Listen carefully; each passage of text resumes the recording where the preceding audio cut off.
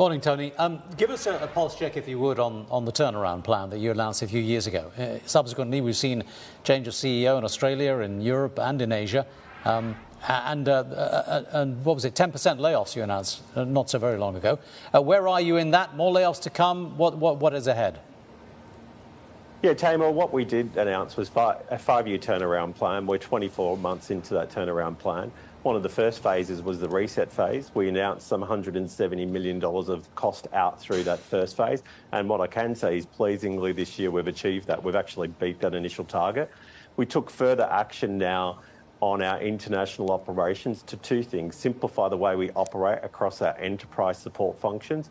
And we also worked out how to actually become more efficient, more productive when it comes to our cost of sales across our development and construction business. That's going to yield a run rate benefit of about $150 million going forward. So that's some $320 million of costs that we've taken out of the business. I'd say we're through the majority of the cost work now. We'll keep a focus on it from a productivity standpoint going forward.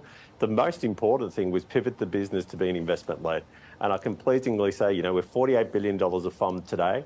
I've also got $6 billion worth of product which is in production, which will complete over the next couple of years, and $4 billion of dry powder that we've raised the capital to deploy. So we're well and truly on that pivot. Development, we've really been focused on getting our working production up, and that's above 20 at 22.9. We're on track this year in FY24 to deliver our $8 billion of completed product. And so that will be a first for the business, and we're well on track to achieve that. And on track to hit the lower end of that ROE target as well. But I've got to ask you, in terms of build to rent, particularly in Australia, and this might seem a little bit churlish, but do you think it's going to catch on? Because obviously you're investing to that effect, but how big do you think that whole sector can be realistically? Well, I think it's a big growth area. In the last 12 months, we've launched two big products. So we've got about $1 billion of product under development.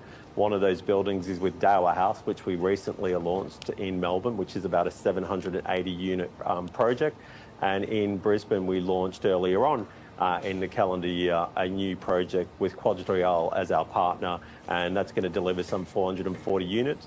We've got a number of projects. I recently secured the Melbourne Markets project in Victoria, which is, we call it QVM, and that's going to be a large proportion will have a build-to-rent element. I think this is a big growth area. We're aiming to grow our portfolio to 5,000 units over the next sort of 5 years in terms of what we put into development. I think the market's calling out for more institutional-grade rental product, and we're seeing huge immigration coming through in Australia. Some 500,000 people have immigrated. So there is a shortage of for-rent stock. So I think the market backdrop demographics are really boding well for this sector to grow into the future in Australia.